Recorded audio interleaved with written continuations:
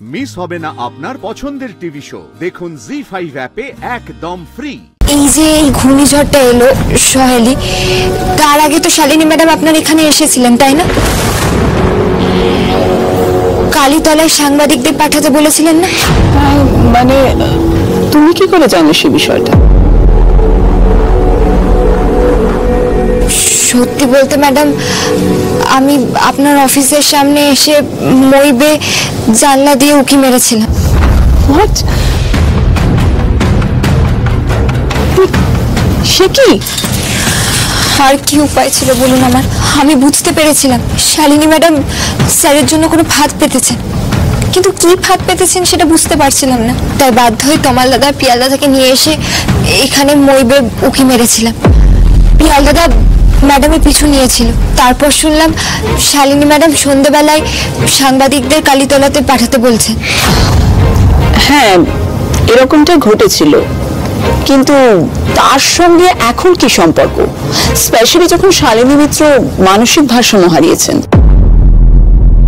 Madam, আপনি নিশ্চয়ই জানেন শালিনী মিত্র মানসিক ভারসাম্য হারানোর বিষয়টাকে নিয়ে সবাই চারিদিকে রোহিতকে বদনাম করছে। সবাই বলছে নাকি রোহিত শালিনী মিত্রকে বিয়ের প্রমিস করে রাখেনি, আর তাতে শালিনী মিত্র আঘাত পেয়ে মানসিক ভারসাম্য হারিয়েছে। আমি সব খবরই দেখেছি এবং পড়েওছি। শালিনী মিত্র যে বন্যায় ভেসে গেছিলেন, নিখোঁজ ছিলেন, সেটাও জানি, কিন্তু আমি এই বিষয়ে কি করতে পারবো?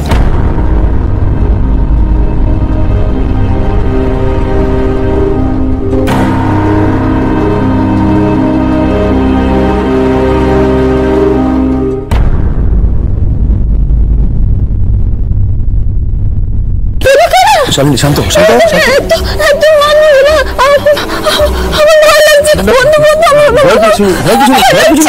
আমি আছি।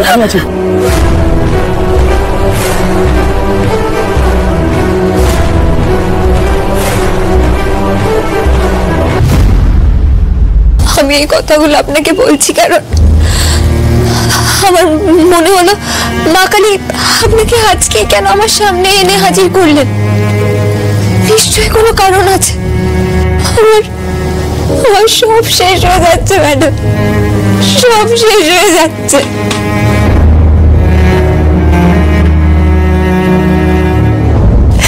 স্যারের জীবনটাও তছনছ হয়ে যাচ্ছে।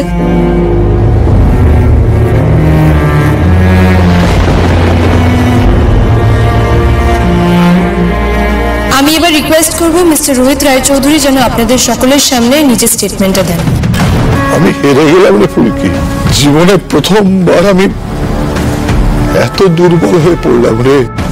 রুদ্র যে উপায়টা বলেছিল আমি রাজি হয়েছি। আমি রোহিত রায়চৌধুরী আজ সবার সামনে একটা কথা বলতে চাই, শালিনী আর আমার বিষয়ে। এক মিনিট স্যার।